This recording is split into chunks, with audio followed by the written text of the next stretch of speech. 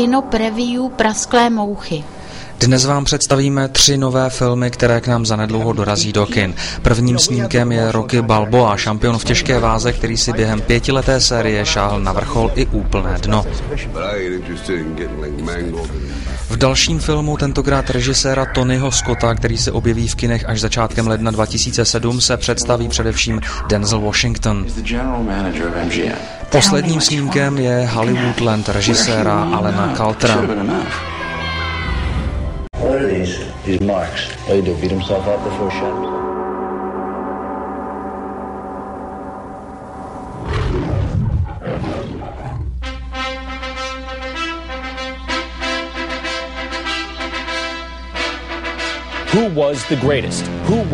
Známe jej asi všichni.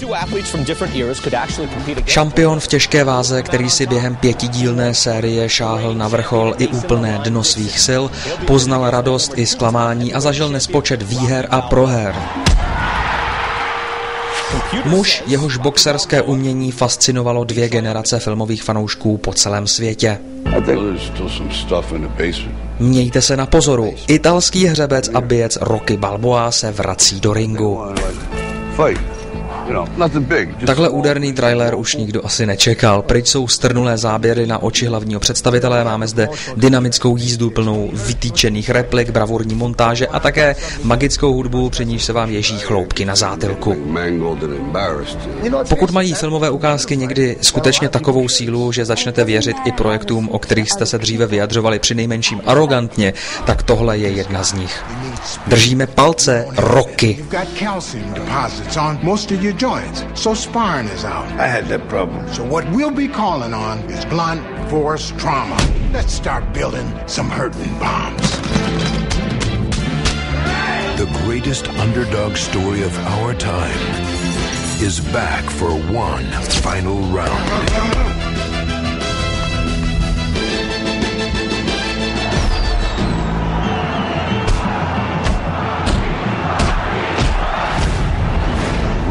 Balboa. It's over. Ain't nothing over till it's over. Where's that from? The 80s? It's probably in the 70s.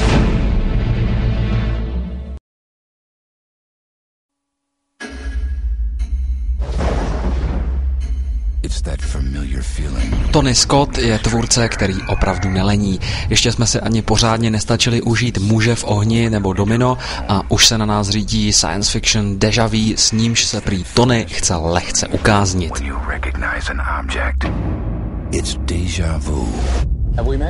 Déjà Vu je filmovým projektem, který se přes pohodový začátek málem nedostal do zdárného konce natáčení. Nesnad z nedostatku financí, ale kvůli nepřízni počasí. Kulisy postavené v New Orleans těžce poškodil hurikán Katrina. A tak se po několika měsíční přestávce, kdy to s filmem vypadalo všelijak, začalo odznovu.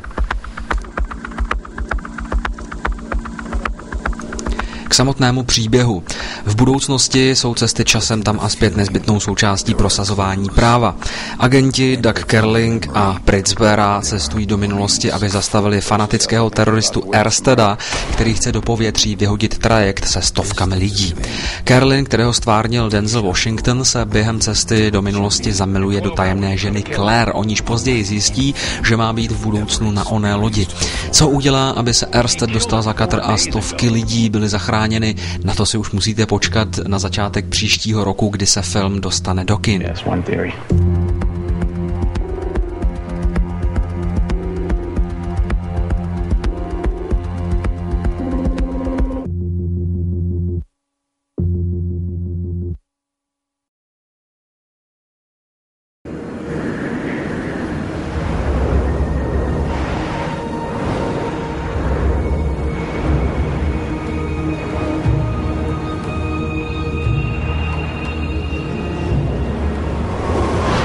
Znovu zrozená mánie kolem komiksového velikána Supermana přiměla spoustu tvůrců svést se na vlně diváckého zájmu, dokud se hrdina v modré pláštěnce zase za čas neschová ve tmě postupného zapomnění. Jeden z nich jménem Alan Kalter se rozhodl otevřít supermanovská akta ve zvláštní kauze, která cloumá historii Hollywoodu už přes půl století. Mezi roky 1952 až 58 existoval seriál Superman, jehož hlavní hrdina George Reeves se oddával neutuchající vynikající slávě a zástupům nadržených faninek, kam až oko dohlédlo. Z kolotoče blesků, fotoaparátů a palcových titulků ho vytáhla až žena jeho snů, Diane Lane, do níž se okamžitě zamilovává. Má to však jeden háček. Žena jeho snů je i ženou snů producenta seriálu, tedy Boba Hoskina, a aby to nebylo málo komplikované, je zároveň jeho manželkou.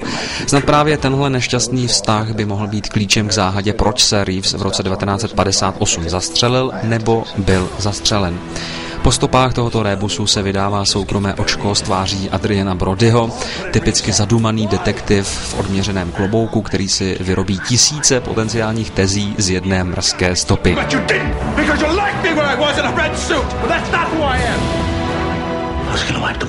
Možné je, že tahle stylová podívaná naši malou zemičku mine, ale nic nebránilo zařadit tento trailer do našeho kinopreview Prasklé mouchy.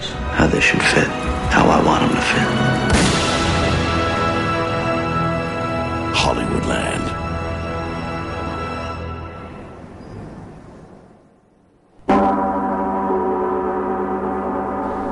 Kinopreview Prasklé mouchy.